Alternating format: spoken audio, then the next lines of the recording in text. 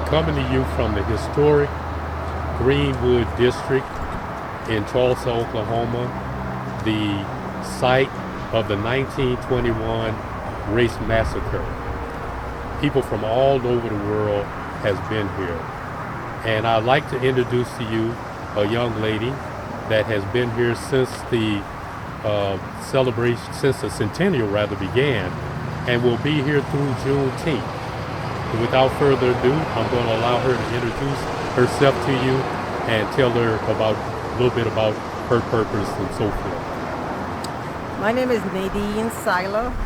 I and Karen, I'm from Waldorf, Maryland, outside of DC, and I am with Karen Irwin of New York City.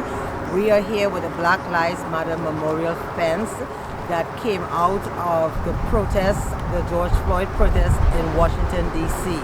The protest signs that are on the fence were put there by the protesters after they were finished protesting, before we were protesting daily. And eventually the fence stayed up for 6-7 months, and we took everything down and we archived it, and we're having it digitally scanned. And we decided to bring part of the fence with us to the Centennial because it's 100 years later from this race massacre, and not much has changed in America for the lives of black people. So we decided to meld the past and the future, so the past and the present. And we are here in Tulsa, Oklahoma with the good people of Greenwood. Okay, so what have you learned since you've been here? I've learned so much. And can you tell us a little bit about your experience? So before coming here, I knew about Black Wall Street on the peripheral. I knew it was a scene of a riot that took place, and it was one of many around the country that took place. But I did not know the details. I did not even know the district was Greenwood. I just knew Black Wall Street. And since I've been here, I learned the history of the church. I learned about the history of the hotel, the Stratford Hotel that was sitting here. I learned that, you know, the entire area encompassed 35 to 40 blocks. And now in the present is down to 6 blocks with gentrification issues. I've also was able to experience a wonderful exhibition and exhibit of photographs of people, their life in Tulsa in 1921 and in 1922 when they started rebuilding. And if you watch some of the photos in 1922, you wouldn't know that anything was happening, because even though they were struggling and they were frustrated, and I'm sure they were still intimidated, they were taking pictures and living their life and rebuilding and saying to the outside, we have survived this and we will move forward. So the energy, the strength that the people showed was remarkable. You've been here for a while and you've seen a lot of Tulsa and the Greenwood district. Now for other people who are interested in coming here and taking part of the festivities or exploring what's going on in Tulsa and want to find out more about the Greenwood or Tulsa Massacre, what venues or locations would you recommend for those people? Well, the Greenwood Cultural Center, which is right here opposite the historic Vernon Chapel AME Church, they have been open for 25 years, and they have an array of exhibitions about life here in previous 1921 and after. They also have a house. I don't know the name of the house, but the name of the house has a name who owned the house, but the house is typical of the houses that were that people lived in. The people in Greenwood lived in back in 1921, and it's over there, and you can get a tour of it. I would also do like most people come and they would visit the Reconciliation statue, which is off of Elgin and Archer. And then recently, right now, they just opened the Greenwood Rising, which is an exhibition, is a museum, but it also has holograms. You can go into the exhibition space, and you can interact with a barber from 1921. I heard it's phenomenal, and it's set to be formally open in July, but you can go in. They are letting you in to the Greenwood Rising.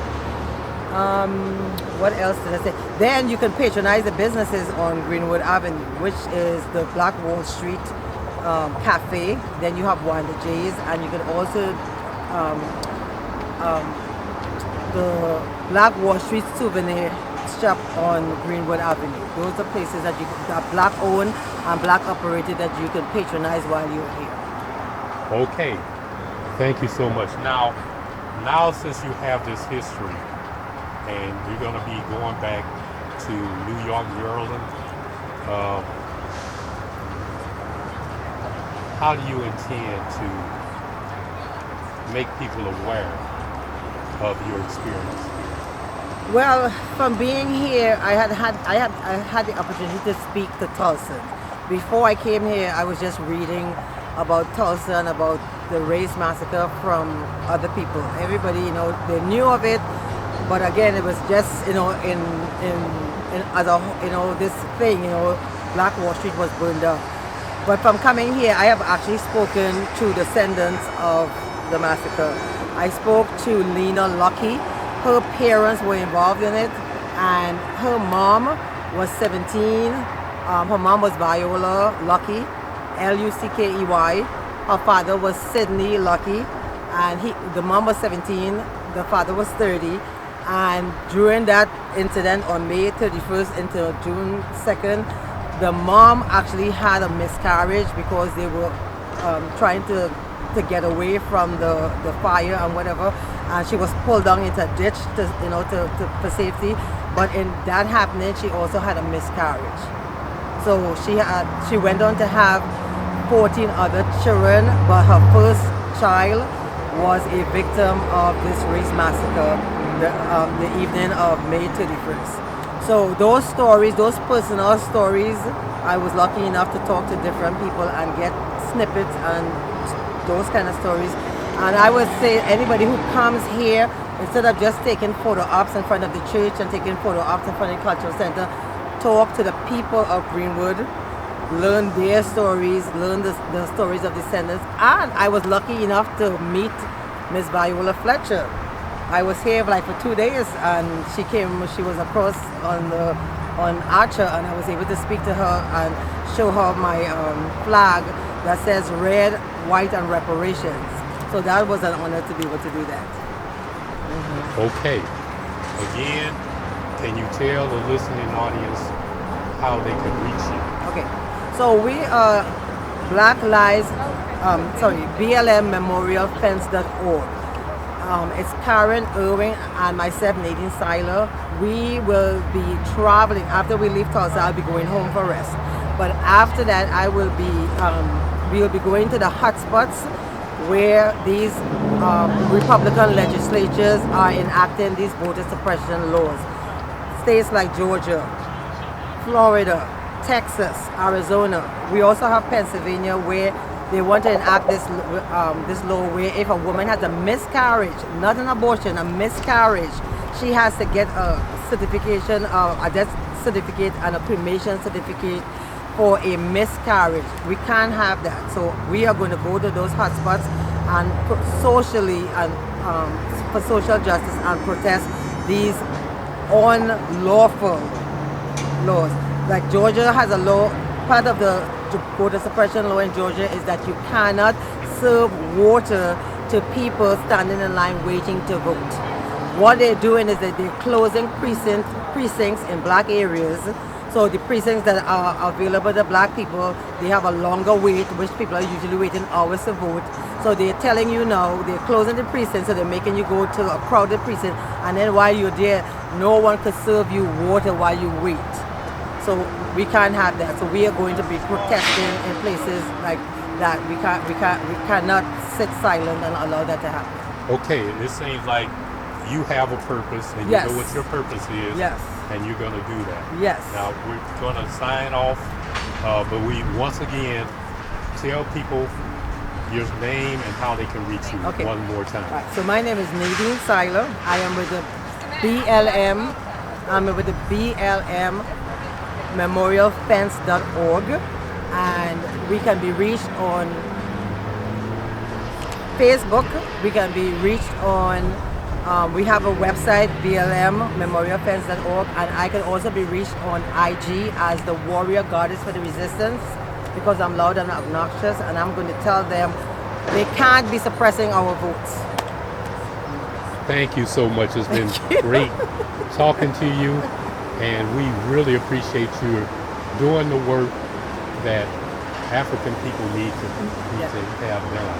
Thank you. We wish you the best in your endeavor, and be safe. And again, we thank you so much for coming here. Thank you for thinking that my cause and my calling is important enough and worthy enough for you to take notice. So I appreciate that too. Thank you.